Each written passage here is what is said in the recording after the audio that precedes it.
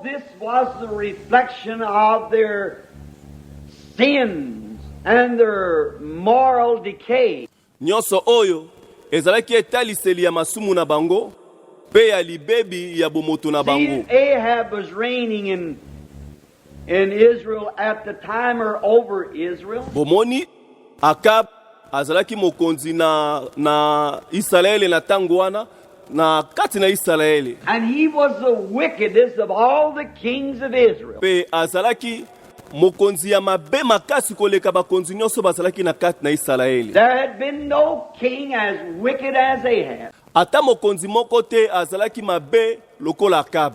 For he being taught and knowed better, he failed not to continue to displease God in everything that he did. Nzokande ye alakisamaki ayebaki nino esengelaki asala kasi atabongo akobaki kaka kozanga kosepelisa Nzambe na misala na ye nyonso. Although he had a great military system and the people had become very prosperous under his reign, atako azalaki na lipinga munene ete libota penza bakendaki liboso bafulukaki na se na bokonzi na ye. but yet you cannot displease God and expect to get by very long. Kasi yeba ete okoki kosepelisa Nzambe te mpe kozela ete koyeba na kozwa makambu ya malamu boetango molai. Wedding, instead of marrying among his own people, Pe lisusu tango alingaki kobala nesika ya kobala mwasi moko kati na libota na he ye, went over and married a sinner, an idolater, worship of idols. akendaki kobala mosumuki mogumba meli bikeko abandaki kosambela bikeko. He married Jezebel, Akendaki kobala Jezabel and she was not a believer. pe Jezabel ye azalaki mondimi te. And no believer should ever marry an unbeliever under no circumstance. Pe atambala moko te mondimi asengeli kobala mozangi kondima atambala moko te. Always marry believers. Esengeli tango nyonso kobala na bandimi na bandimi. They have done this evil thing. Kasi Akab ye asalaki eloko ezalaki ya mabe. No doubt but what Jezebel was a beautiful woman. Pe Jezabel kozanga tembe penza azalaki mwasi moko ya kitoko mingi. And he had fell for what she looked like instead of what she was. Pe ye Akab amitikaki ete bana kopengwisama na ndenga bandai komona Jezabel na kitoko na ye ya libanda boye na esika koyeba penza nini o Jezabel ya azalaki. That so many people make that same mistake to this day. Ezalai pe ebelela batu mingi bazali kosala mbeba wana kino lelo. And she had brought idolatry in the nation, among the people. Pe ye akotisaki kati na mboka losambo ya konguma mela bikeko kati na bato. And the people, the priests, their ministers, had fell victim to this great popular demand. Pe libota mobimba basango batei na bango nyonso bakweyaki na bosenga monene ya bato nyonso. And it's the very picture of our country today. Tala penza etando monene o ya mboka na biso na tango oyo. We have fallen under the popular demand. Tondimi penza kosala o bato nyonso bazali kosenga. No doubt that the priests thought it would be all right as long as their government okayed it. Kozanga tembe basango banzaki ete nyonso kotambula malamu tango ete bokulaka endimi yango. But I don't care what the government okays. It's got to be what God okays. Kasi etalinga ete atako o bokulaka koyi kondima pona ngai esengeli oyo Nzambe andimi. And the people thought that it would be all right if they anticipated in some of their worldly things. Pe batu bakanisaki ete mabe moko koyi kozala te soki batiki mwa likambu moko ya mokili katikati na bango.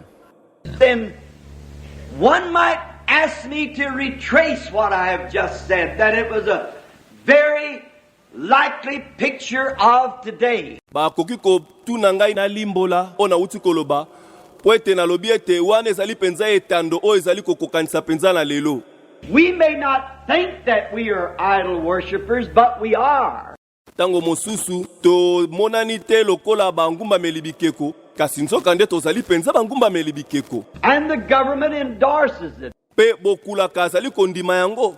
People today are idol worshippers because they worship idols. Bato lelo bazali basambeli ya bikeko po ete bango bazali kosambela bikeko. Some of them worship movie stars for idols. Bamoko kati na bango bazali kosambela ba vedette ya television pe bakomisi bango banzambe na bango. Some worship money for idols. Basusu kati na bango bazali kosambela mbongo pe bakomisi mbongo nde banzambe na bango. And some worship television stars as idols. Pe basusu bazali kosambela bato bayebani na ba television pe bakomisi bango nde banzambe na bango.